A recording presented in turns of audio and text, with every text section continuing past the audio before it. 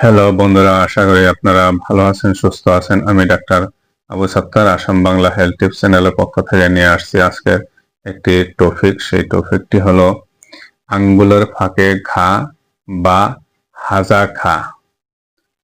তো বন্ধুরা, এই আঙ্গুলের ফাঁকের যে ঘা, হাজা ঘা বলেও একে মানুষে বলে থাকে।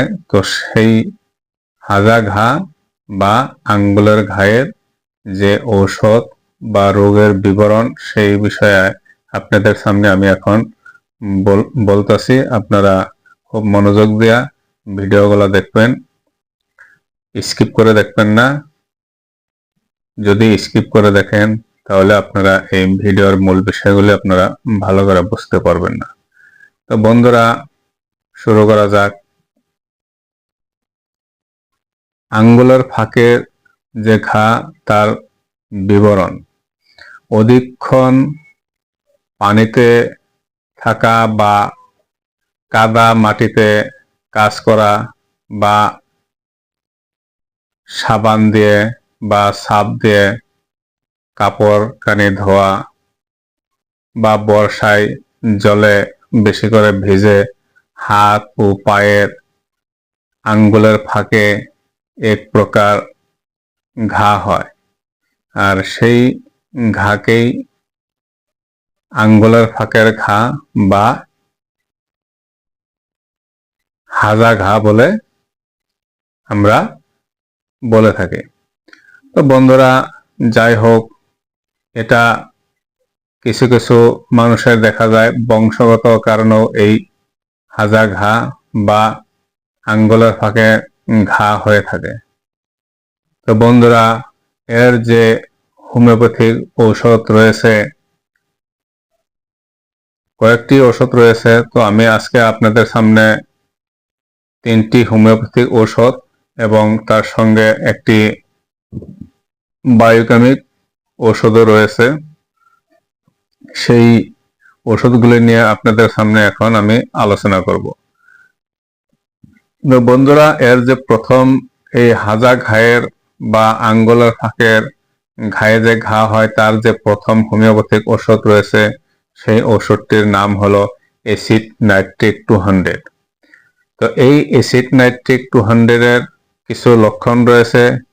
ধরেন, খিটখিটে স্বভাব, অতিশয় রাগী, শীত কাতর, মুখে দুর্গন্ধ, ঠোঁটের কোণে ফাটা বা ঘামের দুর্গন্ধ, মল প্রস্রাব খুবই বিশ্রী দুর্গন্ধ, এবং এই ধাতু রোগীদের হাতে ও পায়ের আঙ্গুলের ফাঁকে ঘা হয়, অত্যন্ত দুর্গন্ধ, টাটানি ব্যথা থাকে, খোঁচা মারা, এরকম যদি কোনো লক্ষণ থাকে বা লক্ষণ হয়, তাহলে আপনারা অ্যাসিড নাইট্রিক ওষুধটি গ্রহণ করবেন। অ্যাসিড নাইট্রিক খুবই একটি উৎকৃষ্ট ঔষধ এই রোগের। তো বন্ধুরা, এই অ্যাসিড নাইট্রিক 200 খাবার নিয়ম হলো 1 চামচ পানিতে 5 ফোঁটা ওষুধ সকাল আর বিকাল এইভাবে খেয়ে থাকবেন। তো বন্ধুরা, এই আঙ্গুলের ফাঁকের যে ঘায়ের দ্বিতীয় ঔষধ, সেই ওষুধটির নাম হলো সালফার। সালফার 200 পাওয়ার। এই সালফার এর কিছু লক্ষণ রয়েছে: অপরিষ্কার, অপরিচ্ছন্ন, নোংরা প্রকৃতির রোগী বা হাজা ঘায়ের একটি উৎকৃষ্ট এই হোমিওপ্যাথিক ঔষধ। আঙ্গুলের ফাঁকে বা অত্যন্ত চুলকানির সময় খুবই একটা সুখ অনুভব হয়, পরে খুব একটা জ্বালা যন্ত্রণা দেখা দেয়। তো এই লক্ষণগুলি যদি আপনাদের থাকে বা মিলে যায়, তাহলে আপনারা সালফার 200 প্রত্যেক দিন একবার করে 1 চামচ পানিতে 5 ফোঁটা ওষুধ দিয়ে এইভাবে খেয়ে থাকবেন। তো বন্ধুরা, এই রোগের যে তৃতীয় হোমিওপ্যাথিক ঔষধ রয়েছে, সেই হোমিওপ্যাথিক ওষুধটির নাম হলো ইসেনেসিয়া 3x বা 6। 3x বা 6 দুটো পাওয়ারে নিতে পারেন।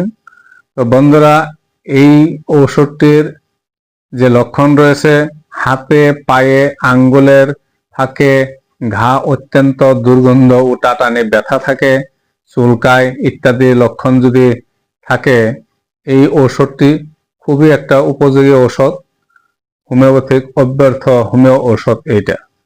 তো বন্ধুরা, এই এসেনিসিয়া 3x বা 6 পাওয়ারের এই ওষুধটি খাবার নিয়ম হলো আধা কাপ পানিতে 10 ফোঁটা ওষুধ দিয়ে দিনে 3 বার করে খেয়ে থাকবেন।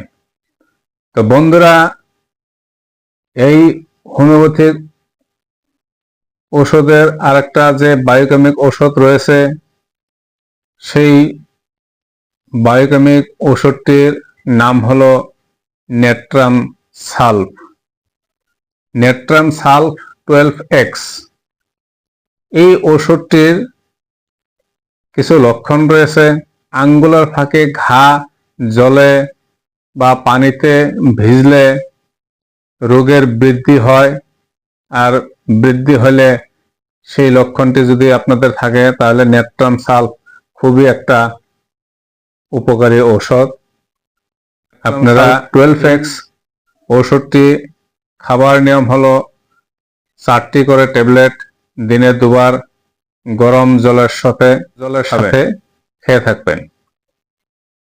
তো বন্ধুরা, আপনারা যে যেখান থেকে আমার এই ভিডিও দেখতেছেন, যদি আপনাদের এই ভিডিও দেখে কোনো উপকারে আসে, তাহলে আপনারা আমার এই চ্যানেলটাকে সাবস্ক্রাইব করে লাইক, কমেন্ট, শেয়ার করবেন। বন্ধুরা, আজকের ভিডিও এইখানেই। ধন্যবাদ।